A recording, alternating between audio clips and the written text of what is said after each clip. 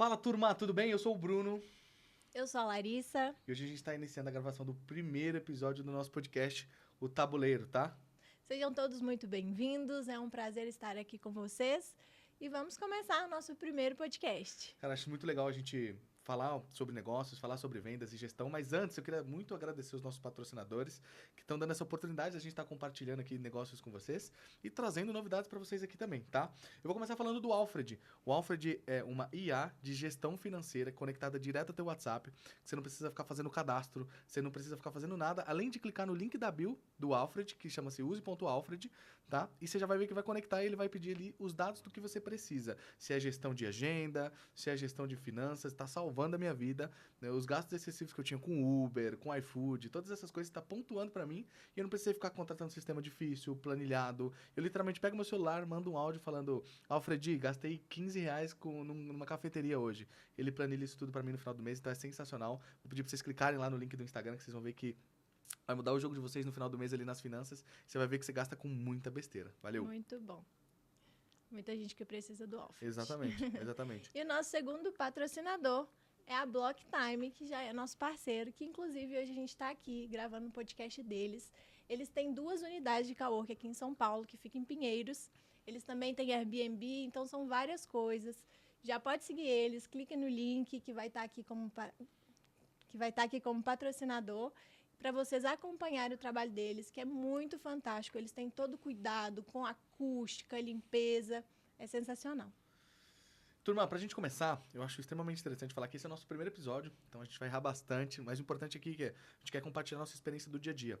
Né? Todos os pontos que a gente está conversando aqui são sobre 2 CEOs de 2 empresas diferentes que estão compartilhando história com vocês, vivência de vocês, e as perguntas que a gente vai responder são perguntas do dia a dia dos nossos clientes, tá? Então é extremamente interessante a gente começar com esse ponto, mostrando para vocês que o que a gente faz é viver o dia a dia nesse sentido, tá? Vou apresentar para vocês também o One Business, ó, Tony, skin de CEO aqui, vestindo a camiseta da sua própria empresa, né? Que é um hub de negócios voltados à gestão de processos comerciais.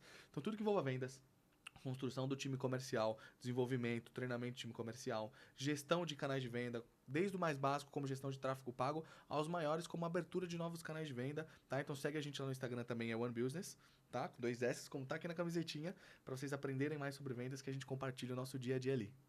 Deveria ter vindo também uniformizada.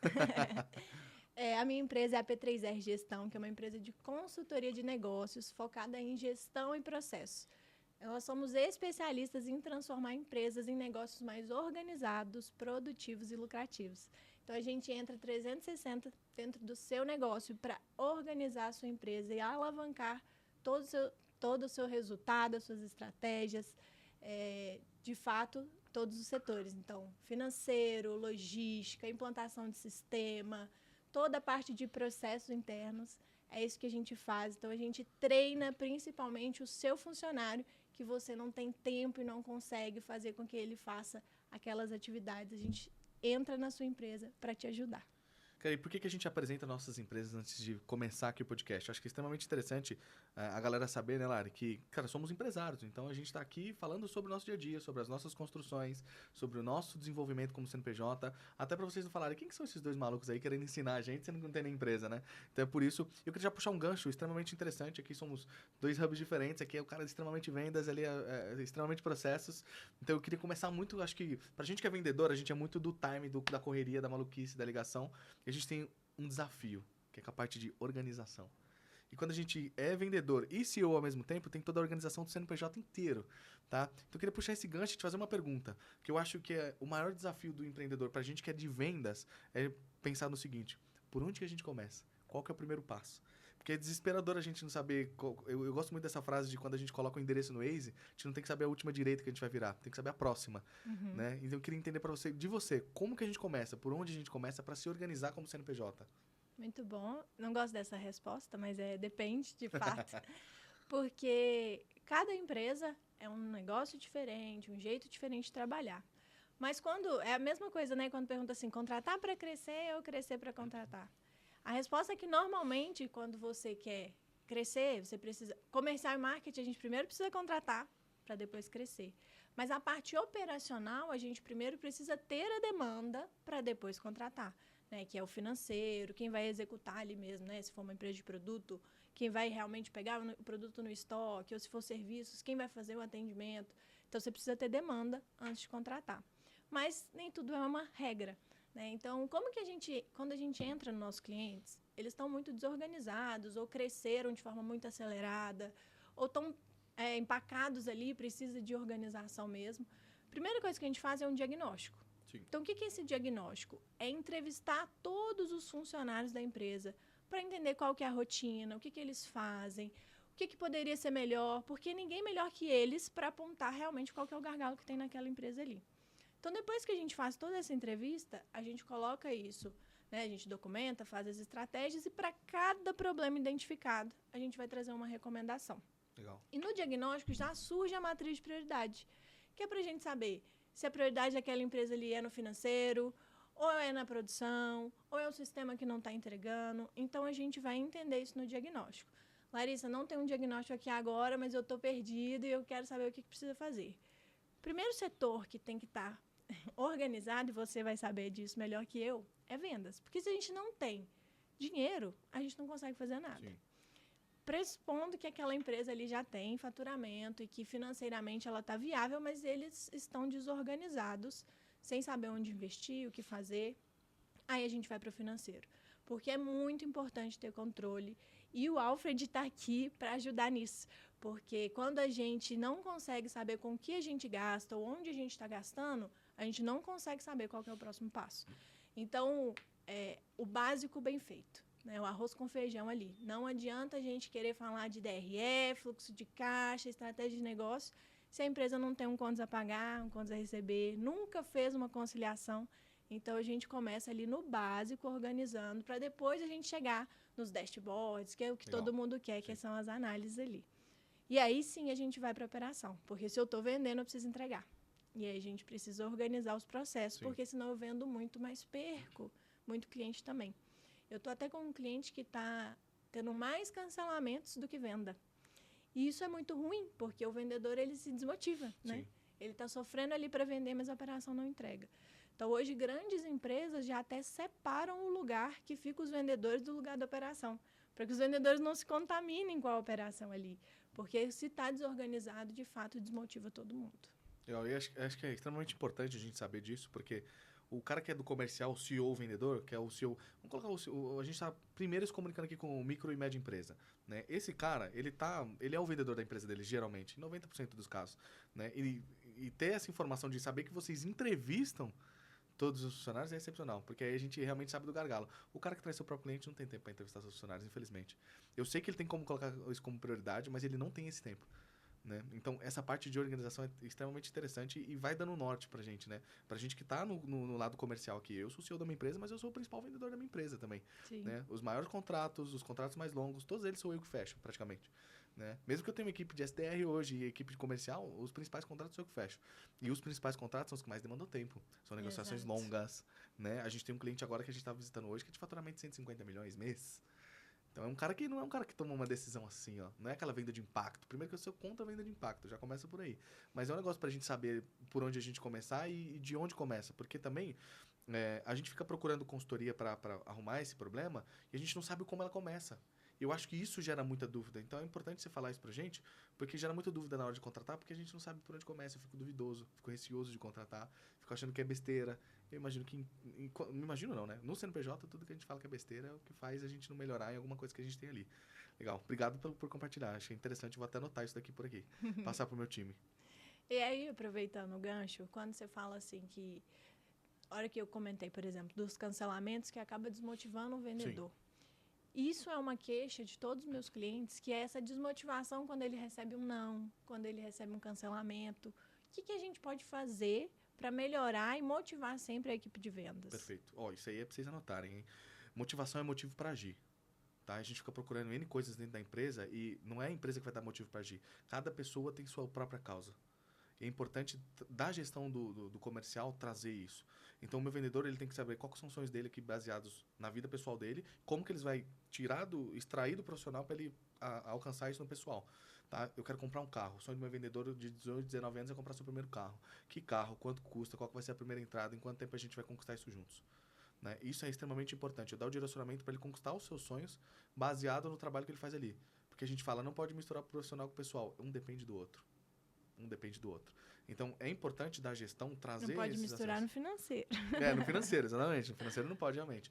Mas quando a gente está falando pro vendedor ali, pro colaborador, cara, os sonhos dele são baseados nas conquistas do profissional pro pessoal. Exato. Então, é importante a gente fazer esse acompanhamento. Qual que é o mal do vendedor? Principalmente a parte da desorganização. Porque a vida dele é corrida. Certo? Ele tem que vender, pedir indicação. O que não pede tem que começar a pedir. Tem vários processos ali para se fazer. Né? Então, ele já é um cara desorganizado naturalmente. Porque, exatamente, não dá tempo às vezes. E a gente entende isso. Né? Por isso que o melhor CRM do mundo é o que é preenchido.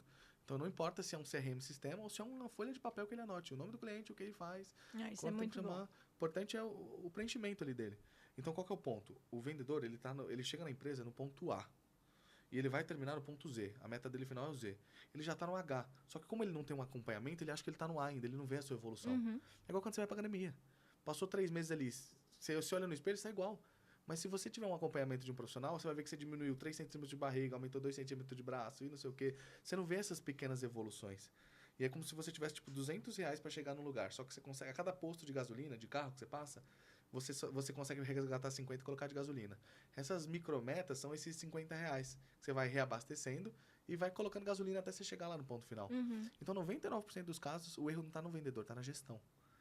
Então, motivação é o motivo de agir que ele tem, só que é o acompanhamento desse motivo. Cara, esse cara é um vendedor, ele não sabe ainda como chegar. É teu papel como gestor mostrar para ele como chegar, porque você chegou, ele não. Então, é extremamente interessante compartilhar isso. Geralmente, esse processo está errado na gestão. No supervisor, no líder, no gerente e assim sucessivamente. Mas você acha que é parte da função do líder motivar ele ou ele tem que se automotivar? Legal. O vendedor ele tem que se automotivar, não faz parte do líder. O que o líder tem que fazer, na verdade? Tem que acompanhar essa motivação. Transformar essa motivação em algo tangível. Tirar a palavra motivação da cabeça e colocar em algo tangível. Como eu falei, converter essa motivação no quais são as conquistas que ele quer ter e fazer o acompanhamento dessa motivação. Porque, assim, tratar o psicológico é um negócio muito difícil. Muito. Então, quando a gente está ali na venda, a gente tem que lembrar do objetivo final, do porquê que a gente está ali. E é papel do líder alcançar esse processo. Então, por exemplo, vamos pegar a parte do carro lá de novo. Se o meu vendedor chega lá no meu escritório hoje desmotivado, fala, meu irmão, vamos conversar? Vamos, senta aqui. Me fala o que está acontecendo. Vai estar acontecendo N problemas na cabeça dele. Se ele mora junto, brigou com a esposa de manhã. Sabe? Tá vindo de ônibus, o ônibus quebrou, se estressou. Tá vindo de carro, o trânsito de São Paulo. Tem vários problemas para acontecer.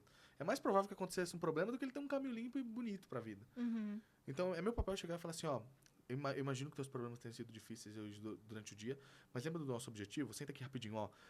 No dia tal de janeiro, você começou aqui. Hoje, cara, faltam só R$12.000 de comissão aqui pra você comprar aquele carro. Comemorar pequenas vitórias. Exato. Ali, né? Cara, falta só 12 mil. Esses 12 mil são quantas vendas? Dessas vendas, se faltam 10 vendas e você faz uma por semana, faltam só 10 semanas. E é trabalhar o inverso. É igual a probabilidade de vendas. Vamos lá, se a gente tem que falar com 10 pessoas para fazer uma venda, a gente trabalha com o psicológico reverso. Quando a gente faz 5 pitches lá, para vender, e pitch, para quem não sabe, é a conversa. Quando a gente solta 5 pitches, a gente trabalha com o modo reverso agora. Porque a partir do quinto a gente começa a ficar, nossa, hoje vai ser difícil. E não, na verdade é trabalhar ao contrário. Cara, agora faltam só 5. Passou mais um, faltam só 4 para fazer minha venda. Faltam só 3, faltam só 2. E aí a gente trabalha no psicológico também. Uhum. E aí o vendedor vai acabando... A gasolina da motivação ali vai sendo renovada, vai sendo abastecida novamente. Acho interessante isso. Vou puxar outro gancho aqui, falando disso, porque as perguntas que eu tô lendo aqui, é legal que isso é da vivência dos nossos clientes, tá? A gente tem mais de 50 clientes, a Lari tem milhares de clientes também, então é importante a gente compartilhar com vocês que essas perguntas estão vindo dos clientes. E olha que interessante essa daqui, ó. Tá? Muitas vezes o empresário pensa que consultoria é custo. Como você mostra que, na verdade, isso é investimento? Como que traz retorno? Porque na venda, quando eu vou falar da venda, é simples de eu falar, né? E quando a gente fala de gestão, como que a gente mostra para ele que isso é um investimento e não custo? Custo, para mim, é aquilo que não dá retorno. Exato. E a consultoria, ela se paga muito rápido. E eu falo isso com muita propriedade, porque acontece isso, de fato, nos clientes ali. Porque a hora que a gente entra organizando, vai dar mais tempo para o empresário. Ele tendo mais tempo, ele automaticamente vai fazer com que a sua empresa cresça, que é o que todo mundo deseja. Então, a gente precisa entrar para organizar, tornar a empresa mais produtiva e trazer tempo para o empresário e para os funcionários. Uma empresa mais produtiva, mais faturamento, mais lucro. Então, eu acho que isso é o que todo mundo tem medo, né? Sim. Tem muita consultoria ruim por aí também, o que queima o filme um pouco. A gente estava até conversando disso aqui Sim. agora há pouco. A hora que a gente entra e consegue demonstrar que todo o investimento ele vai ser retornado, o cliente fica muito mais satisfeito e a gente garante isso. Então, isso traz uma tranquilidade muito grande para ele. E fazendo com que todo mundo execute aquilo que precisa ser feito, que ele já gastou anos e anos falando, e ele já não aguenta mais, a gente entra e faz esse papel, treinando aqueles colaboradores ali, é até um alívio para eles, sabe? Muitos usam hoje falando assim, não, a consultoria falou que não pode isso, sendo que ele que queria falar. Legal. Então, a gente acaba sendo esse braço, e esse suspiro faz com que a jornada do empresário seja mais leve também. Legal. A gente fica pegando o gancho de... Meio que a gente vira supervisionado, né? Quando a gente vai tomar uma decisão, a gente fica pensando, pô, será que ela vai brigar comigo? Fica parecendo, tipo assim, é igual quando minha dentista, sabe? Tipo assim, pô, eu tô comendo um açúcar aqui e fiquei de consciência pesada. Aí a gente começa a injetar essas decisões. Muito legal, que bom. E eu tava... E é legal, gente, tem gente assistindo a gente aqui agora, por sinal, tá? E a gente tava conversando isso com uma das nossas parceiras que tá aqui assistindo a gente, que fica ali atrás, sobre essa parte de consultoria que não entrega processos, né? E eu acho que é isso. O importante, na verdade, é o seguinte, a gente tomar a ciência baseado nesses insights, de quando a gente não tá entregando o que é bom, é só a gente melhorar. Não tem um negócio de, e aí pra mim acabou. Igual aquela depressão pós-cliente sair, sabe? Cara, saiu, não tem melhor aprendizado do que aprender com o seu próprio cliente. Do que ele tá reclamando. A gente pega o ponto e fala, beleza, errei, vamos consertar isso aqui, vamos melhorar isso aqui. E vamos começar a escutar, né? Porque eu acho que um ponto muito interessante também é a gente contrata uma consultoria, ela mostra um caminho pra gente e a gente vai lá e não faz. Aí a gente fica se cobrando do que a gente não fez. E eu acho legal ter esse supervisionamento, porque é extremamente necessário. Eu trabalho muito assim. Eu contratei alguém como consultoria para o meu processo. Cara, eu sigo na risca. Eu posso discordar, mas eu vou seguir, porque eu falei, cara, eu tenho que valorizar meu dinheiro. Acabei de pagar essa consultoria, pô.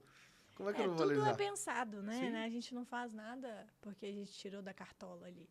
Então, sempre existe uma estratégia por trás. É igual quando o funcionário questiona a decisão do empresário. O empresário só tomou aquela decisão ou teve aquele bloqueio porque alguma coisa aconteceu.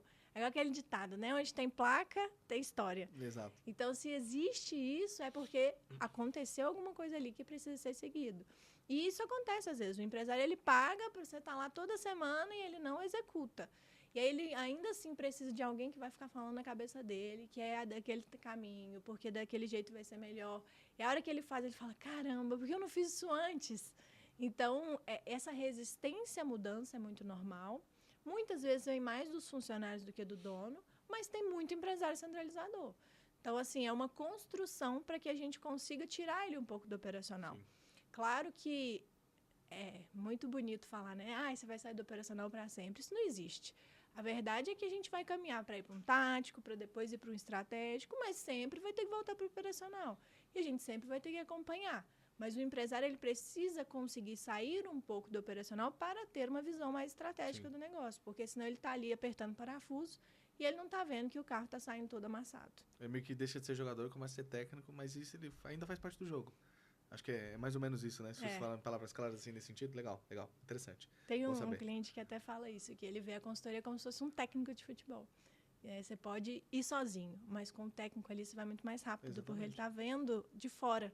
Né? E o empresário, quando ele se capacita nesse sentido de depois de passar numa consultoria e vira o técnico também, sai dessa operação do jogo, deixa de ser o jogador e vira o técnico, cara, ele continua fazendo parte do jogo, ele tem que entender isso. Isso faz parte da operação também. O que muda é a posição que ele trocou. Né? É que, às vezes, o amor pelo negócio faz com que tenha uma autossabotagem. Faz sentido. Porque ele quer crescer, mas ele não consegue delegar. E aí ele solta e prende, e aí isso atrapalha muito o crescimento. Então, o que era para ele fazer em 2 anos, vai fazer em 5. Então, a gente entrando e falando com ele o que ele precisa, isso acelera muito. Legal. Né? Eu tenho uma pergunta aqui, que foi até de um dos nossos clientes, que ele perguntou assim, qual que é a diferença de um vendedor bom para um vendedor extraordinário? Como identificar isso na entrevista? Legal, tá? São posições básicas e atitudes básicas. A gente sabe que a gente tem que mensurar, desde a época da contratação do vendedor, toda a atitude dele, tá? Se a gente vai fazer entrevista, como que ele puxa essa cadeira, por exemplo. Se ele pede permissão, se ele puxa e senta. Se é uma entrevista em grupo, se ele senta lá no começo da fileira ou se ele senta no final. O que é melhor? Com certeza, sentar no começo da fileira. Né? Eu acho que são esses processos de contratação para um cara que é comercial, a gente não contrata por experiências. tá? Muito pelo contrário. A gente contrata por nível de aprendizado. O quão esse cara tem a mente aberta para aprender o que eu preciso que ele aprenda. E aí a gente fala muito isso, né? Venda não é dom, venda é técnica. Então, a partir do momento que ele tem a mente aberta para aprender, é o suficiente para que ele consiga ser moldável no sentido de vendas. Né? Eu não preciso que esse cara seja bom de lábio, porque ele vai ser um vendedor, não um ambulante agora. Uhum. Entende? Então, esse processo de atividade, o vendedor ele tem que ser... A medição do vendedor não é pela experiência que ele teve, é pelo nível de atividade que ele tem. Muito Ele bom. consegue pegar o telefone e fazer 100 ligações? Se não, a E é gente uma já pessoa sabe. que segue ordens, né? Que segue o processo, ele é mais fácil de Exato, treinar. exato. Porque o mal do empresário é contratar o vendedor pela lábia dele. Eu gostei mais do como ele falou ali. Mas o como ele falou realmente funciona? Sabe? O ponto é, cara, esse cara que falou bem ali, ele consegue fazer 10 reuniões por dia? Ah, beleza, consegue. Mas ele consegue gerar a demanda dos 10 leads também? Aí a gente já sabe a qualidade do vendedor. Uhum. O cara que sabe fazer prospecção ativa, ele sabe fazer qualquer outra coisa em vendas. Então, o nível de atividade dele ele tem que ser baseado literalmente na quantidade de vezes que ele consegue ligar, de mensagens que ele manda. Se a gente chega... E nada contra, tá? O que eu vou falar agora, mas... Se eu chego assim pra você e pergunto, cara, o que é melhor pra você? Pegar o teu telefone, ligar pros teus... Fazer o primeiro contato com os 10 primeiros leads. Por ligação ou por WhatsApp? O que você prefere? O cara falou WhatsApp pra mim já... Meu querido, como o WhatsApp é melhor? Não tem como. Então, assim, vendas, diferente dos outros processos comerciais, não tem que ter automação no começo. Tá? A gente não ensina automatizando processos no começo. Uhum. A gente ensina aquele cara a fazer todos os processos. Tá? Eu preciso ensinar ele a ser um bom SDR, que é quem qualifica o lead e tem o primeiro contato. Eu preciso ensinar ele a ser um bom inside sales, que é aquele lead que chega para ele que vai entrar como closer ali. Né? Eu preciso ensinar esse cara a gerar sua própria demanda. Porque, por exemplo, o cara vai ser um inside sales ali. Certo? Ele vai receber o lead. Explica pra Vou galera. explicar. Inside sales é o vendedor que ele recebe o lead. Que ele trata o lead, que ele faz uma reunião por vídeo, tem todo aquele processo. Diferente do prospecção ativa. O vendedor ativo é o cara que vai atrás do seu próprio lead. Essa é a diferença. Então, assim, o cara que recebe o lead, tem todo um tratamento ali com ele. Ele vai aprender a qualificar o lead como um SDR. Então, precisa ensinar esses 3 pontos. O vendedor ele só vira completo por isso. A não ser que você seja uma grande companhia e tenha um setor de SDR, um setor de inside sales, um setor de prospecção ativa. Como eu acho que eu ainda não estou comunicando para você, eu vou falar para você que está construindo, tá? Você tem que ensinar o seu vendedor os 3 processos. Primeiro, como você qualifica o lead, como SDR. Depois, como você entra como inside sales, que é o cara que entra ali numa call de vendas para entrar para um fechamento, tem que entrar com a cabeça de que vai fechar e saber lidar com os perfis do cliente. Isso é extremamente interessante. Então, a gente tem que ir também fazendo todo o processo. Não adianta a gente entrar ali e fazer uma entrevista excelente e depois falar, cara, um cara é ruim mesmo. Eu que entrevistei, eu que contratei errado. Não é, cara. Você tem que ter uma esteira de treinamento para esse cara se tornar um vendedor de excelência. Porque até então, mesmo que você traga um vendedor assim, extremamente bom, geralmente ele vem de outro setor também. É difícil a gente achar do mesmo setor que a gente. Então, a gente tem que qualificar aquele cara no processo. Tá? Mas, de forma resumida, para a gente trazer esse vendedor, a gente tem que fazer um processo de entrevista que seja vender a oportunidade. A gente não pode contratar apenas. A gente tem que vender a oportunidade. Como que a gente vende a oportunidade? A gente tem que fazer um processo seletivo de recrutamento bonito, bom, como se estivesse vendendo ali. O cara olhar e falar assim, cara, é isso, eu quero trabalhar muito aqui. Então, sabe quando ele vai embora para casa falando, tomara que eu passe, tomara que eu passe. É isso, eu tenho que vender a oportunidade. Só que para eu vender uma oportunidade para um cara excelente, eu não posso contratar quando eu preciso. Eu tenho que ter uma base de vendedor. Então, eu tenho que fazer, por exemplo, uma frequência. Que seja a cada 15 dias. A cada 15 dias eu faço a entrevista de um grupo de pessoas. Isso é bom pra ele, porque, ó, às vezes o cara fica falando, mas eu não vou fazer o cara perder tempo. Não é isso, o cara, na verdade, não tá nem fazendo entrevistas, às vezes. Uma entrevista a mais que ele faz, na verdade, traz um gás pra ele falar que, sabe, tô voltando pro mercado. Então, você tem que ter uma base de pessoas ali. E hoje, 90% das empresas só fazem entrevista quando precisa daquela vaga. Esse é o problema. Como é que você qualifica uma pessoa sendo que você tá precisando? É igual aquela frase clichê de não vá no supermercado com fome. Porque você vai comprar algo de gula ali, não o que você precisa, né? Então é a Mas mesma isso coisa não é com um contratação. hábito, assim, a gente pratica pouco, né? Exato. O brasileiro pratica muito pouco isso. Exato. Então, construir uma base de pessoas ali para depois você chamar quando tiver essa necessidade de contratação vai ser muito melhor do que você contratar na necessidade. Contratar na necessidade, você vai contratar errado. E aí você acaba errando já no primeiro passo do processo, que é a contratação. Então, tem todo esse time aí, cara. faz uma base de pessoas e depois vende a oportunidade. Faz um processo de vender a oportunidade. Você não entrevista, por exemplo, como é que você vende uma oportunidade? Você não vai sentar aqui numa mesa, eu aqui, você aqui, vamos fazer uma entrevista. Cara, você não sabe, tem um negócio extremamente importante que inventaram faz muito tempo, chamado canetão e lousa. Cara, se tem um canetão e tem uma lousa, você consegue fazer um processo de contratação excelente para um comercial. Mostrando para ele como que é um processo de contratação excelente. Mostra para ele onde que ele tá e onde que ele pode chegar. Como que você faz isso? Ó, você tá aqui, você começa ganhando isso, você vende tanto, você ganha isso, você vende tanto, você ganha aquilo, tá? Se você vender isso e isso em conjunto, você se promove, você consegue ter uma pessoa na sua equipe. Isso não é para empresas grandes. Para empresas pequenas dá para fazer também, né? Exatamente. A gente tem um case extremamente legal de compartilhar com vocês, que antes dessa eu tinha uma empresa, né, uma agência de captação de recursos do terceiro setor. E a gente tem um case muito legal que a gente tinha mais de 100 vendedores na rua, tá? Eram vendedores face-to-face, de abordagem, ganhando só comissão semanal que a gente pagava e ajuda de custo. E a ajuda de custo era R$75 por semana. Eram jovens de 18 a 22 anos que ganhavam mais de R$5.000 por mês, com pagamentos semanais. Só de comissão. Sem rotatividade. Porque eu deixava claro na cabeça deles o que era possível e o que não era possível fazer. Mas aí tinha uma cultura muito forte também. Exatamente. Que essa palavra muda tudo. Né? Exatamente, exatamente. Eu acho que vamos tocar, vamos pegar esse gancho e falar sobre cultura agora, tá? Quando você entra numa empresa, por exemplo, tá? Deu pra entender a parte do vendas, né, galera? Vamos vender oportunidade pra galera, não vamos ficar contratando por precisão. Tá? A gente não contrata, a gente vende oportunidade, tá? Vamos entrar agora nesse hábito de cultura. Eu acho que todos os processos da empresa é cultura, desde a forma que a gente bebe água, né, a forma que a gente faz o restante das coisas.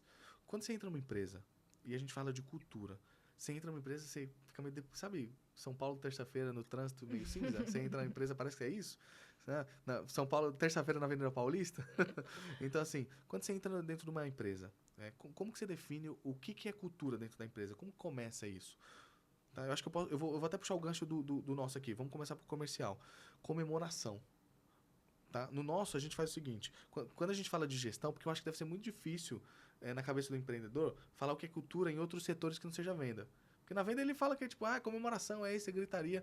Mas o que é cultura de hábito pro empreendedor, ou pros setores que não são vendas? Porque no nosso é o seguinte, cara, comemorar. Eu tenho que comemorar tudo que eu faço. Eu comemoro se eu marquei as 10 reuniões, tá? Eu tenho que ter pelo menos 5 reuniões todos os dias para fazer uma venda. Então eu comemoro muito quando eu atingi a quinta reunião, hein? Porque gera perspectiva. Uhum. Venda é gritaria, é buzina, é loucura. Toda sexta é até meia-noite no escritório. Então, isso é cultura do comercial. Como que a gente definiria uma cultura, por exemplo, de outros setores, do administrativo, ou de algo do tipo? Isso é possível? É necessário? Começa por aí, né? Acho que essa é a primeira pergunta. Sim, super necessário. A cultura tem que estar na empresa toda. Cultura é aquilo que os funcionários estão fazendo quando não tem ninguém olhando. Então, se o funcionário só trabalha o dia que o chefe está, a cultura está fraca e a gente precisa melhorar. Como fazer isso? Igual você falou, no comercial a gente tem comemoração, bate-sino. Nos outros departamentos a gente também precisa fazer isso. Claro que o departamento financeiro, por exemplo, é um departamento mais sério, são pessoas mais analistas, planejadoras, não tão comunicativas, Sim. ou pelo menos deveria ser assim. No financeiro, as pessoas querem reconhecimento. Então, ela trabalha um mês inteiro alimentando uma planilha, um sistema, para chegar no final do mês e ter uma DRE nas categorias certinhas. O que é DRE? Explica pra galera o DRE. DRE é o demonstrativo de resultado do exercício. O que significa isso? É se você teve lucro ou prejuízo naquele mês que passou. Eu gosto de falar assim, a DRE é como se você estivesse num carro e aí você tem um retrovisor. Então, o retrovisor é a DRE. Mês passado, eu tive lucro ou prejuízo? Ano passado, qual que foi meu resultado? Isso é a DRE.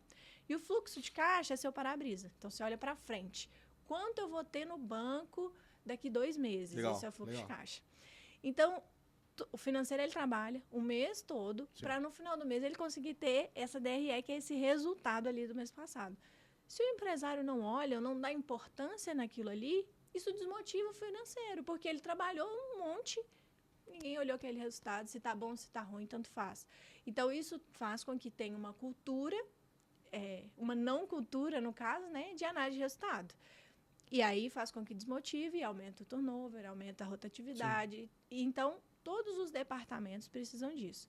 Comemoração em todos os sentidos. Aniversariante do mês, folga no aniversário. Tudo isso vai fazendo com que tenha mais proximidade. Vai ter um happy hour. Se o comercial bater a meta, todos da empresa ganham um benefício. Porque muitas empresas acontece que acham que o comercial é concorrente do administrativo, Sim. é concorrente da logística, então, é assim, 2 departamentos que não se conversam. Só que o comercial é o coração da empresa, e a gente tem que entender isso. Porque se não tem vendas, não tem financeiro, não tem logística, não tem produção, não tem nada. Só que eles tendem a achar que é concorrente, porque o comercial vende e fala, se vira, tem que entregar amanhã. Mas eu nem produzi o produto ainda, como que eu vou entregar amanhã? Né? Não tem mínima condição, são 24 horas para fazer, você quer que entregue em 12? Então, tem uma guerra aí que a gente sabe, interna entre Sim. os departamentos. E a hora que a gente começa a motivar os outros departamentos com o resultado do comercial, faz com que a empresa inteira se motive. Legal. Uma coisa que eu acho assim muito importante hoje, como eu identifico uma cultura positiva, quando a empresa tem pouca rotatividade. Eu estou atendendo um cliente que ele tem funcionário de 30 anos, 26 anos, 15 anos de empresa motivados. E aí hoje, né, já é uma empresa que está há muitos anos no mercado, você tem um funcionário de 30, eles estão há 35, 40 anos já. E ele já não consegue, já não participa tanto da operação, porque ele já estruturou a empresa o suficiente para ele conseguir tirar férias, ficar um pouco mais ausente. E os funcionários estão lá, dando sangue, agindo como se a empresa fosse deles. Muito bom. Então, ele conseguiu construir essa cultura, né? Isso é com o tempo. Eu falo que cultura é como se fosse uma fogueira ali. Se você acende ela e não olha, ela vai queimar a floresta. Mas se você também não olha, ela pode apagar. Então, você tem que estar o tempo todo colocando um gravetinho e ir ali alimentando, fazendo, dando um elogio. Sabe, assim, coisas pequenas. Às vezes muda o jogo. Dinheiro é importante, todo mundo gosta de dinheiro, mas às vezes um muito obrigado faz com que aquele funcionário saia dali, assim, muito satisfeito. Então, a gente pratica pouco isso, porque a gente olha pouco para pessoas. A gente quer resultado, o empresário ele só está ali o tempo todo, e ele está cobrando, ele está xingando, ele está gritando, e esquece de olhar que por trás existe o ser humano. Eu sou de exatas, né? Não sou ali de humanas, mas eu aprendi que hoje, para ter resultado, a gente precisa olhar para pessoas. Não adianta a gente falar só de processo. Legal. É muito legal falar disso e falar que, tipo, sobre ambiente também, né? Acho que quando a gente fala de ambiente, a gente acaba conectando todos os setores da empresa. Então é extremamente importante que tudo no ambiente seja pensado para a galera se conectar, né? Eu vou citar um exemplo, até do nosso patrocinador da Blocktime, né? Que é legal. O comercial, cara, pega o cara que passa o dia inteiro fazendo ligação, tá? Quando eu venho para cá, eu me sinto em casa. Parece que eu tô no home office. E a gente sempre falou que o comércio, que ir pro escritório é um negócio extremamente cansativo, é isso, é aquilo, que o home office tem seus benefícios. E, cara, você vem trabalhar aqui e tem um sofazinho ali pra sentar, parece que eu tô em casa. Que eu sento, cruzo minha perna, pego meu café e faço uma ligação. Então, acho que trabalhar nos ambientes são extremamente interessantes, né? Eu vou puxar outro gancho aqui de outra pergunta, mas eu vou falar sobre outra coisa aqui antes. Porque a gente puxou esse gancho de cultura e eu acho interessante a gente ficar falando, batendo esse martelo de... Cara, quando a gente fala do CNPJ, tudo que a gente acha que é besteira é o que faz a gente não dar o próximo passo, de verdade. E falando de cultura, antes de estar aqui com a minha empresa de novo, eu estava lá no Vence, todo mundo sabe, né? Tava lá com o Caio, com o Flávio e com o Joel, na empresa deles. E tinha vários hábitos que eram extremamente interessantes de cultura que eu trouxe aqui para minha empresa, né? O fato de... o convívio. Eu vou citar uma coisa que é engraçada. A Lari é de Minas, né? E a gente fala, cara, é igual ficar com o mineiro. Né? Você passar muito tempo com o mineiro, uma hora você vai falar uai. Então tudo acaba virando um hábito essas coisas, sabe? E você passar os seus hábitos positivos para os seus colaboradores é extremamente interessante. Nesse sentido, isso vira cultura de forma simples, prática e leve. Né? Eu tenho um hábito muito grande, as meninas vão concordar comigo aqui, atrás da câmera, minha social media tá me gravando agora, e eu tenho um hábito, ela vai concordar, que é de ficar falando, cara, eu tô aqui pensativo, todo mundo acha que eu tô muito bravo com alguma coisa, eu do nada falo, tive uma ideia, aí eu bato na mesa. E hoje eles criam esse hábito de falar, Bruno, tive uma ideia. E aí hoje a criação vem mais deles do que de mim. Né? Então é extremamente interessante a gente cultivar esses hábitos pequenos assim, né? Pra gente poder transformar a cultura e mostrar para as pessoas que cultura, na verdade, é um hábito positivo que você faz todos os dias, repetido, igual ir pra academiazinha lá. Olá, eu vou puxar outro gancho aqui de outra pergunta, que nem tá aqui, tá? Mas essa é uma dúvida pessoal minha. Né? Eu acho que você é a melhor pessoa para responder sobre isso. Qual que é o impacto da gente misturar as finanças do PF com o PJ, tá? Qual que é o impacto disso? Qual que é um hábito legal pra gente poder cuidar? Eu vou citar o meu exemplo aqui, até pra você citar um pouco dos exemplos possíveis. Eu tinha uma dificuldade muito grande de desvincular o PJ do PF, tá, galera? É por isso que eu uso o Alfred hoje, porque eu pego meu celular, mando um áudio, é muito fácil pra mim. Então, eu uso ferramentas que são fáceis. Eu odeio do fundo do meu coração, com todas as minhas forças, planilha. Até me arrepia ver uma planilha. Eu adoro uma planilha. Quando a gente recebeu um aporte da empresa, né? Entrou um sócio na empresa, e aí a primeira pergunta da Lari foi: você tem o seu DRE? Quando ela falou isso pra mim, que ela falou um termo em mandarim. Eu não sabia nem o que era, né? Então, por isso que eu uso o Alfred. Eu acho que é interessante eu mandar um áudio e ele saber do que eu tô gastando e no final me dar um resultado. Entende? Mas qual que é o impacto disso? Como que a gente faz pra separar essas coisas? Por onde que começa? Todo mundo vai falar, não pode. Pessoa física é uma coisa, pessoa jurídica é outra. Mas na prática, a gente sabe que principalmente quem está começando, quem é muito desorganizado, vira e mexe, a gente tem que pagar um boleto pessoal na empresa ou vice-versa. O que a gente precisa? Caso eu ainda não consiga separar 100%, ter um Prolabore, né? O Prolabore, ele deve... O ideal, né? Vamos falar primeiro do mundo perfeito. É que a gente tenha um Prolabore fixo todo mês. Faça chuva ou faça sol, você, como pessoa, CPF, vai ter aquele dinheiro ali para gastar como se fosse um salário. O restante vai ficar na empresa e precisa ser reinvestido. Só que, na teoria é muito bonito falar isso, mas na prática, muitas vezes, as pessoas precisam pegar o dinheiro da pessoa física e injetar na empresa. É o contrário. Então, não dá para colocar isso como uma máxima e tem que ser seguido a ferro e fogo. Mas, o que é? Isso sim precisa ser seguido. Eu posso até fazer uma coisa na outra, né? Um boleto na conta da pessoa física, que é da empresa, ou vice-versa. Desde que isso seja controlado. Então, pode acontecer, mas eu preciso ter ou numa planilha, ou no sistema, que é o ideal, né? Eu falo que eu adoro planilha, vírgula. Precisa ser sistêmico, porque planilha, qualquer um apaga aquela linha, exclui a coluna. Eu acho que tem que ter 2 linhas, você acha que tem que ter 3, e aí vira uma bagunça. Então, o sistema ele é mais engessado, você tem que preencher aqueles dados ali, pronto, e acabou. Então, às vezes, você tem, vamos colocar aqui, R$10.000 para o Labore. Você precisou tirar 12 esse mês, porque você precisou pagar uma conta. Você vai informar isso no seu sistema financeiro, porque mês que vem você deveria tirar 8.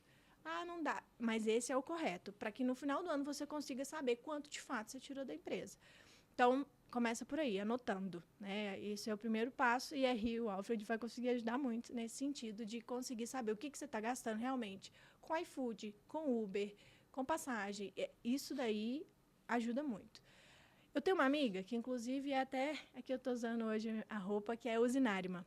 Minha amiga da minha cidade, de Passatempo, ela acabou de abrir uma loja. Legal. E aí ela foi e falou pra mim assim, Larissa, as coisas estão acontecendo muito rápido, era só uma loja, virou uma casa, né? Então agora eu tô com a casa Narima. E todo o dinheiro que eu compro, né? Todo o dinheiro que eu recebo, eu preciso ir lá e comprar de novo para revender. Eu acho que vai demorar muito para eu conseguir ter um salário, mas se eu quiser viver só disso, eu preciso. Quanto que eu tiro? É uma pergunta muito aberta, porque eu não sei quanto ela fatura, eu não sei qual que é a capacidade dela, qual que é o custo, a margem, o markup, tudo coisa diferente. Então, eu preciso de muitas informações para dar essa resposta. Se eu virasse para ela e falasse, você pode tirar 10% do seu faturamento. Mas ela fatura 5 mil, como que ela vai viver com R$500? É difícil. Então, assim, a teoria, né, que é o que se ensina, é muito diferente da prática. Então, por isso, a gente precisa ter os dados ali mais corretos. Mas que ela não pode tirar os 5 mil que ela ganhou. Se ela tira ele de salário, mês que vem ela não tem dinheiro para comprar de novo. Então, precisa ter uma gestão. Aí ela começou a usar cartão de crédito. Aí entra um problema gigante. Porque como que ela administra que vai ser parcelado, mas o fornecedor ela tem que pagar à vista? Então, se eu não tenho um sistema para fazer isso, eu tenho que fazer na mão. E na mão ninguém vai fazer. Então, é importante para você que está começando, use um sistema. Hoje a gente tem sistemas baratos no mercado que vai fazer esse controle financeiro para você. Tá, legal. Não, obrigado. Eu acho que era uma dúvida extremamente grande minha, né? Mas, assim, o Alfred me ajudou a separar. E quando a Lari passou essas partes aí, por exemplo, DRE, aí, enfim, o nosso sócio que entrou, ele começou a trazer pessoas boas para ajudar a gente nisso. Mas é extremamente importante, porque o norte da empresa, ele começa a vir baseado nisso. Antes de falar de DRE, a gente tem que falar de conciliação bancária. O que é conciliação? O que você tem no extrato tem que ser a cópia fiel do que você tem no seu sistema. Então, se você tem R$10 na conta, você tem que ter R$10 no sistema. O saldo final ali, eles têm que ser idênticos. Eu fui lá e comprei uma bala de 50 centavos. Eu tenho R$9,50 na conta, porque eu paguei essa bala no débito. Eu tenho que lançar consumo de bala R$9,50. Se o meu sistema está exatamente com o saldo idêntico do banco, eu sei que a conciliação está feita. Se eu sei que a conciliação está feita, eu posso acreditar no seu número. Se a conciliação não bate, tudo que você me fala ali, não sei se pode ser verdade ou não. Porque se você falou que gastou 1.000, mas você gastou 3.000, não está registrado. Então, como que eu vou analisar o número? Eu acho que foi uma das coisas que a financeira nova que a gente contratou, porque acho que foi você que indicou a financeira, por sinal, né? Ela falou, Bruno, ó, você usa o cartão de débito da empresa? Cara, provavelmente para as coisas básicas, tipo comprar café, por exemplo, lá para o escritório para os meninos. Isso é um exemplo. Ela falou assim, tá, quando você comprar o café, eu vou mandar uma mensagem pra você te questionando. Oi, Bruno, tudo bem? Por que você gastou esses R$23,50? Fala, pronto, é isso que eu precisava. Me supervisione, pelo amor de Deus. Pra gente saber no final do mês. Legal, interessante saber disso. Agora eu tenho uma dúvida aqui. Qual é o primeiro passo para montar a área de vendas do zero? Porque muitas pessoas que estão nos assistindo, clientes, são sozinhos ali. E aí eles precisam... E o empresário, ele começa vendendo. Sim. Então, como que ele faz para montar essa equipe de vendas? O que ele tem que fazer ali inicialmente? Primeiro ele tem que entender qual que é o principal canal que ele vai atuar. Onde está o público final dele, tá? Então, por exemplo, a gente pode citar N empresas aqui, mas eu vou citar o caso, por exemplo, da sua, que até fica mais fácil. Vamos lá, você vende uma consultoria. A gente vai conseguir bater de porta em porta? Não, então a gente descarta esse canal. Tá? Prospecção fria, ligação fria, é um negócio que dá para fazer? Dá. Mas é trabalhoso, vai ser em grandes quantidades. Se o cara está começando, contratando o primeiro vendedor, ele tem que treinar esse vendedor, né? E acompanhar esse vendedor, ele vai denegrir muito tempo dele. Então tem que ser um canal mais assertivo. Então o ideal é você criar um canal de Inside Sales com indicação ao mesmo tempo. Tá? É importante, Inside Sales, para quem não lembra, é o que recebe o lead. Tá? Então, para um processo mais... Qual que é a diferença de Inside Sales para SDR? SDR é quem qualifica o lead. Ele recebe o lead e qualifica. O Inside Sales é o vendedor mesmo. Entendi. O SDR, ele é eu posso citar como qualificador. Então, ele qualifica o lead e manda para o Inside Sales. E fala, ó, é um lead qualificado, é um lead frio, é um lead quente. Se fosse falar, por exemplo, o SDR é o N1 e o outro é o N2. Exatamente, na sequência. Exatamente. Então, esse SDR, ele recebe, faz o primeiro contato, agenda uma call pro closer e tudo mais, né? E o cara do Inside Sales, ele recebe o lead já passou pela esteira, pelo funilzinho ali. Então, ele vai pegar uns dados básicos para fazer conexão. Nessa call ele já vai entrar com ela marcada e vai fazer todo aquele processo. Como esse cara está começando, então ele vai ter que ensinar esse Inside Sales a ser o seu próprio SDR, seu próprio Inside Sales, seu próprio closer, seu próprio fechador de venda. Que é um desafio. Exato, e seu próprio fechador de venda. Geração de demanda, na verdade, gerador de demanda. Qual que é o ponto? O que dá pra gente fazer? É ensinar o passo a passo, porque parece muita tarefa, mas não é. Na verdade, é algo que você faz no dia a dia. Vamos supor que você recebeu uma indicação agora de mim. Você vai chamar essa pessoa, não vai?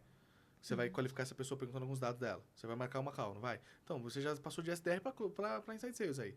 Você vai marcar uma call para tentar fechar essa venda, não vai? Perfeito. No final, acabou a venda, o que você vai pedir para a pessoa? Fechando ou não fechando? Pedir uma indicação. Então, você já fez o trabalho de SDR, você já fez o trabalho de Inside Sales, de Closer e de prospecção ativa, que é pedido de indicação.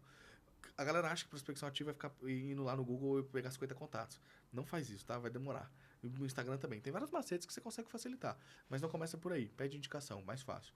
E aí, para você começar a gerar seu próprio vendedor, o lado do começo, ensina esse cara como cativar a pessoa no começo. Pergunta certa. Então, por exemplo, eu tenho que ter uma pergunta ideal para saber mais ou menos qual que é a direção da resposta do meu cliente.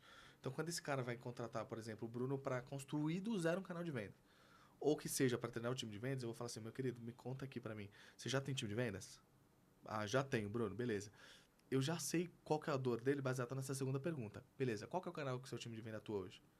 99,9% ele fala assim, como assim? Sabe o que é isso? Então eu já sei qual que é o problema dele. Aí eu pego e falo assim no telefone pra ele. Você tem um cara aí no teu... Você recebe lead, você faz tráfego, faço. Você tem um cara aí que ele é muito ativo, que ele é, sabe? E o outro cara que equilibra ele, que é um cara mais tranquilo, que faz menos reuniões por dia. Ele falou, tem. Então, perfeito. Então você deveria ter 2 canais de venda aí, tá atuando em um só. A gente já sabe onde tá um gargalo de faturamento. Entende? Então, como que você qualifica o lead? Perguntas assertivas. Tá? Perguntas assertivas. E é uma pergunta que geralmente tem 3 direcionamentos de resposta ali. Você já está preparado para manusear. Como que o Inside Sales faz uma boa comunicação? Tá? Não fica oferecendo.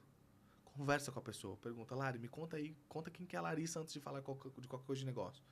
Numa reunião de venda. Me conta o que você faz, como que você atua. Como que você chegou aonde você chegou. Fala. Sabe? Ninguém. Você não tem as respostas do teu cliente. Ninguém melhor do que para ter a resposta do que seu próprio cliente. Você pergunta para ele, cara. Pergunta em formato de conversa. Como que você faz um bom fechamento? Agrega valor no valor final. Tudo é caro quando não resolve o problema dele. Então, linka o que o cliente fala no começo com o que você vai oferecer no final.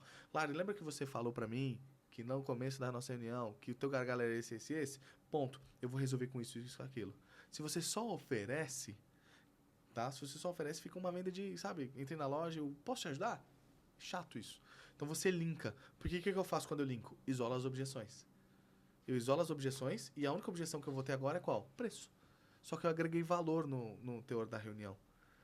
Então, o preço ele acaba ficando, sabe, mais de lado nesse sentido.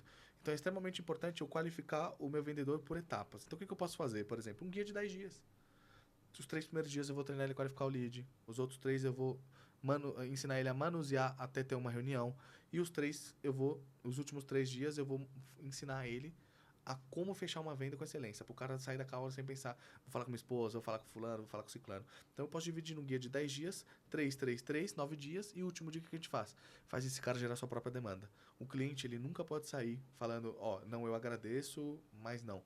Ou ele sai comprando, ou ele sai indicando. E aí, no final, que a gente gera a nossa próxima demanda. Lara, imagino que você vai pensar, eu vi que você tem um sócio aí, a gente não fez uma reunião com o seu sócio, sai com a segunda reunião marcada já, tá?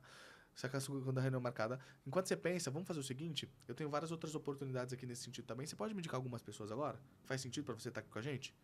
Fazendo esse trabalho, que você vê que a gente vai mudar o jogo delas? Então, pede indicação no momento ali, não deixa ele embora. Isso a gente usa muito pouco. Exato. E a galera tem que entender que indicação a gente não pede, a gente pega. Tá? Cara, vou pensar. Pô, imagino que vou pensar, mas pra não ficar enchendo seu saco ali no meio desse período, você consegue indicar agora? Que eu já mando uma mensagem pra eles.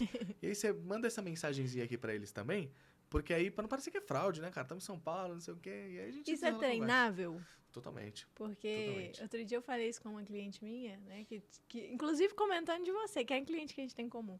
Aí ela falou, nossa, se for pra eu fazer isso, eu tô ferrada, porque eu não consigo pedir indicação. Mas é hábito, né? É isso. A gente deixa o cliente decidir se ele vai passar ou não vai a indicação. Quando a gente cria o hábito de pegar, vira igual o hábito de beber água, sabe? A gente cria um relacionamento. Então, começa pelos clientes que você já tem relacionamento. Pô, eu tenho um relacionamento ali com a minha cliente X. Vou pegar o telefone, vou ligar no perto de um fechamento e falar, véi, tô precisando aqui bater uma meta de 30 mil. Você consegue me indicar umas pessoas pra me ajudar aqui?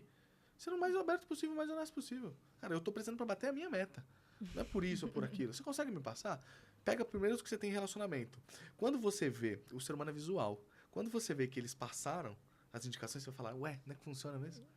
Aí começa. Aí você começa. Mais. Porque imagina agora, você tem 10 pessoas. Você começa a pedir 5 indicações pra cada uma. Mas elas passaram 2. São 20 leads qualificados. Nenhum lead é mais qualificado do que o que vem de indicação. Aí você fica pensando, cara, tem um problema aqui na minha empresa, não consigo vender, meu vendedor tá mal. Aí ele gerou sua própria demanda. A CAC 0. Pense que a CAC 0 você pode até aumentar a comissão do vendedor. Ele não vai ficar mais motivado também? Então, para resumir, ensina ele por partes. Primeiro ele aprende a qualificar o lead, depois ele aprende a tratar o lead, depois ele aprende a fechar o lead, depois ele aprende a gerar sua própria demanda pedindo indicação para os leads que ele atendeu. Então tem um processo que você pode fazer em 10 dias, que se você seguir bonitinho, são só 10 dias. E aí você fica... você não segue processo, o empresário não segue processo, o que ele faz? Fica treinando no feeling. Achando que porque ele é um bom vendedor, o cara vai ser bom também. As pessoas fazem 30% que a gente faz como empresário. Até elas qualificar, fazer 100%, leva anos-luz. Até antes disso ali, eu vejo que muita gente tem medo de contratar. Porque, por exemplo, eu ganho X. Se eu contratar um vendedor, eu vou ter que dividir o meu com dele, porque ainda não tem demanda. Eu prefiro ficar louco ali, desorientado, fazendo tudo, do que contratar alguém.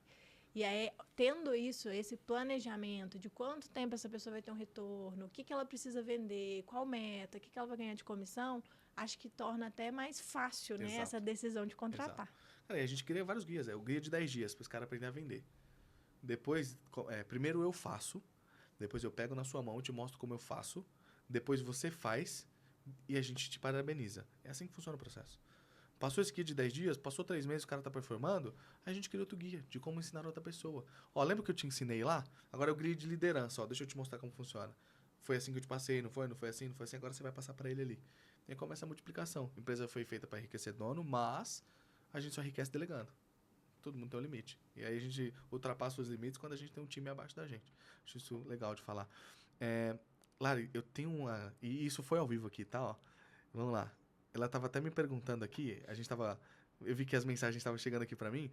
Qual que é o ponto que ela me citou aqui? Uma das minhas clientes falou assim, tá, quando a gente contrata uma consultoria pra ela implementar pra gente, só que aí você tá em São Paulo e a consultoria é do interior de São Paulo, você não consegue ir até lá. As entrevistas, elas funcionam, por exemplo, no formato online? Como que funciona quando o cliente é distante, por exemplo? Hoje eu tenho 2 serviços, né, diferentes, que é a consultoria e a mentoria. Tá, Qual que é a principal diferença disso? A consultoria hoje a gente acaba executando. Então a gente põe a mão na massa, a gente vai até as empresas, a gente executa, a gente treina os funcionários, a gente acaba fazendo junto com o empresário ali e com os funcionários dele também. A mentoria, ela acontece de forma online, que seria o caso para atender ela. Na mentoria eu vou te explicar, vou te passar as ferramentas, a gente vai te orientar, vai te acompanhar, mas você que vai ter que executar, porque eu não tô lá. sim. Então, essa é a principal diferença, mas super funciona. Principalmente para as empresas pequenininhas, que é aquele eu empresário, né, que ele é Sim. sozinho ali, ele começa muitas vezes pela mentoria. Então, a gente tem um case de sucesso bem legal, que ele começou pela mentoria, porque ele não tinha condições ali, né, a consultoria é um pouco mais caro, porque é presencial, toda uma estrutura ali por trás. Ele começou com a mentoria, hoje ele cresceu tanto que a gente está com a consultoria presencial. Então, assim, a mentoria, ela funciona, né? Ele é um exemplo vivo disso, que conseguiu crescer só com a mentoria ali no online.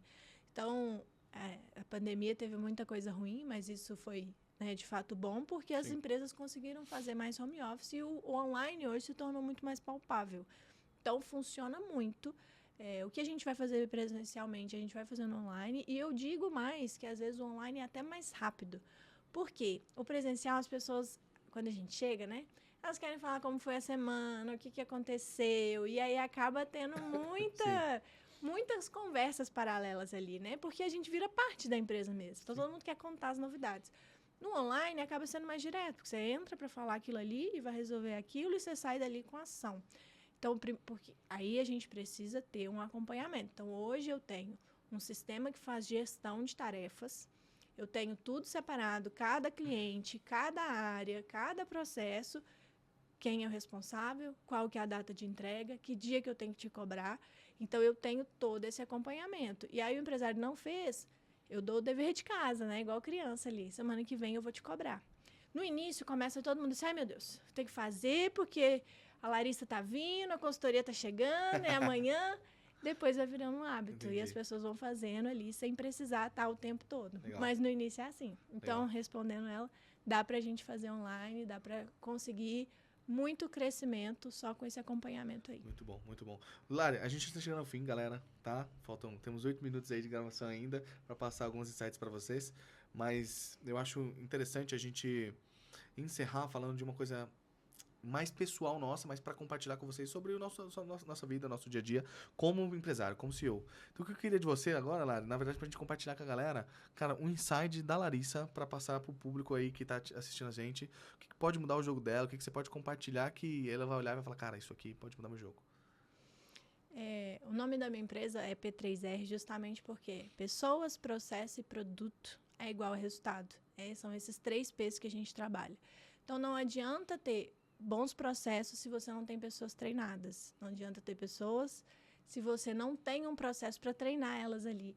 E você tem que ter um bom produto ou serviço.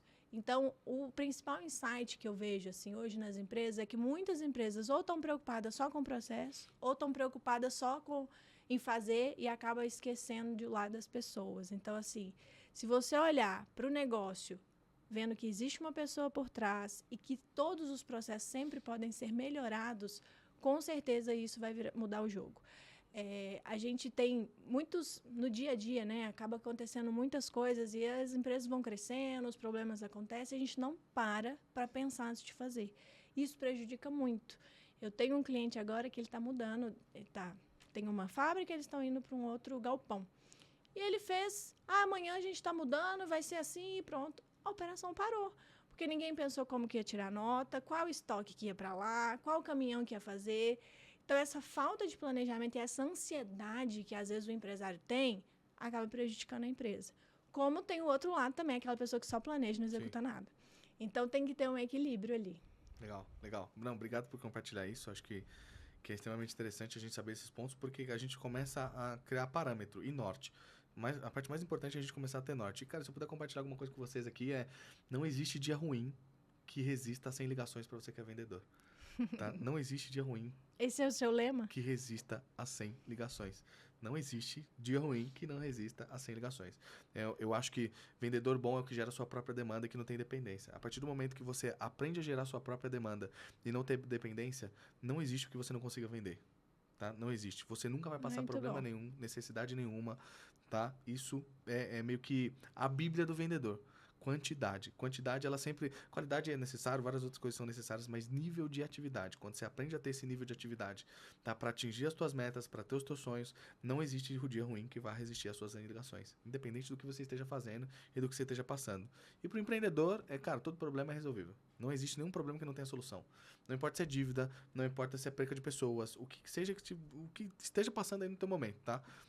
Todo problema tem uma solução. O ponto é, você tem que colocar como uma fileira de resoluções. Fazer uma planilha, colocar qual que é o problema, prioridade para resolver um por um. Não existe não existe nada que termine a tua empresa, que feche o seu caixa. Se você for o cara que pega o celular e tem a nível de atividade, você resolve qualquer BO que exista, tá? Lara, obrigado. Foi ótimo. Obrigado por estar compartilhando com a gente. Agora estamos juntos, né? Pra sempre, forever aí com o tabuleiro. Queria agradecer o João da Blocktime também, que você deu esse espaço pra gente estar aqui fazendo o nosso podcast. Vai trazer novos convidados, eu vou falar sobre isso agora. Né? Queria agradecer o pessoal do Alfred, que não só tá ajudando a gente com finanças, mas me ajudando com finanças. Eu acho isso extremamente importante, né? Tá salvando minha vida aí. Então, para a vida do empreendedor, venda e finanças são meio que as duas perninhas que mantêm eles em pé. Então, obrigado, Alfred, aí, o pessoal do Alfred. Obrigado de novo, João da Blocktime, que fez isso aqui acontecer. Obrigado vocês que estão assistindo a gente, que está dando a oportunidade, né, da gente tá compartilhando aqui um pouquinho da nossa experiência com vocês, tá? E eu vou fazer um anúncio, a Lara vai falar se despedir de vocês também, mas antes eu queria fazer um anúncio. Semana que vem vai ser o nosso primeiro episódio com um convidado especial. Essa pessoa que vai vir aqui, além de ser uma empresária extremamente grande, que a gente se conheceu lá no G4, é uma empresária que é minha amiga, tá? Que ela tem vários insights para compartilhar com vocês.